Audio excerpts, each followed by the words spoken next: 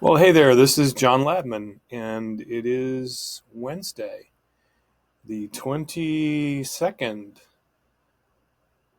of January, 2025. I'm doing something different today, which is just to record without thinking in advance of what I'm going to record. It's an experiment in spontaneity. Know that word, spontaneity? Right? Spanda means vibration in Sanskrit, I believe.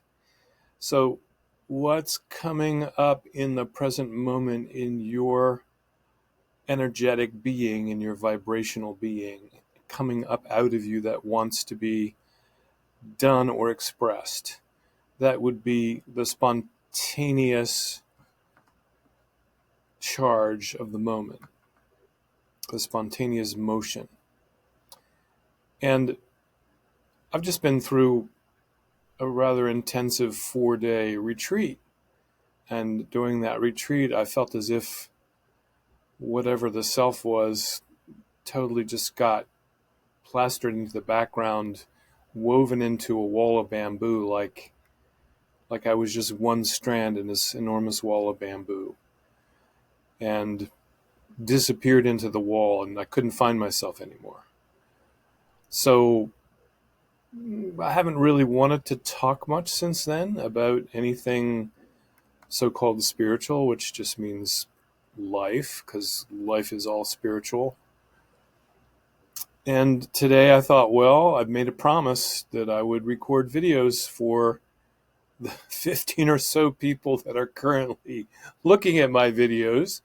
So I better pick up my promise and keep marching on.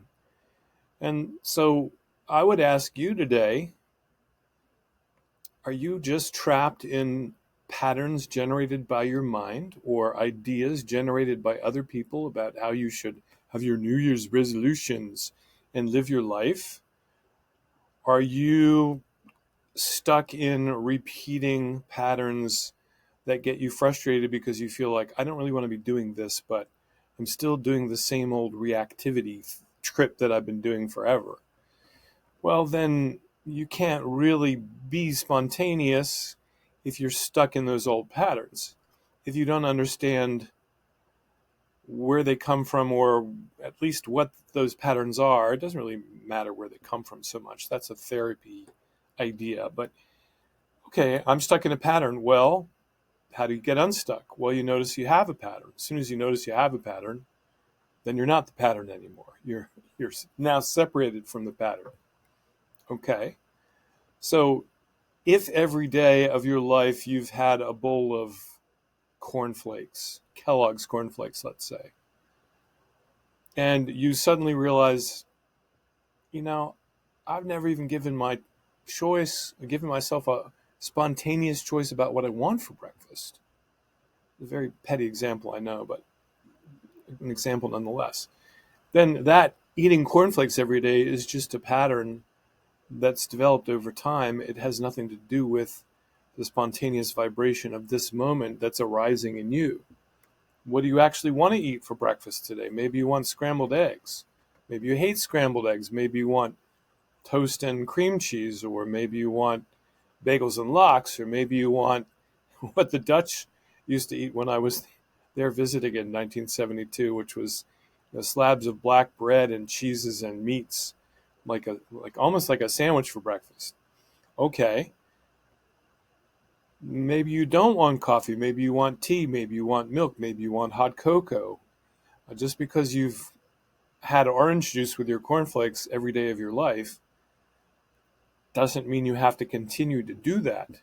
You are not defined by the patterns.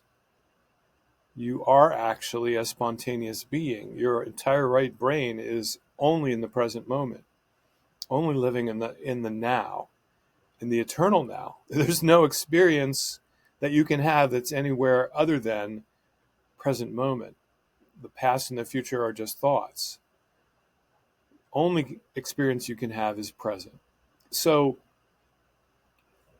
if you've been following somebody else's mental ideas about how you should be, politically, I'm a progressive, so I should believe this about this.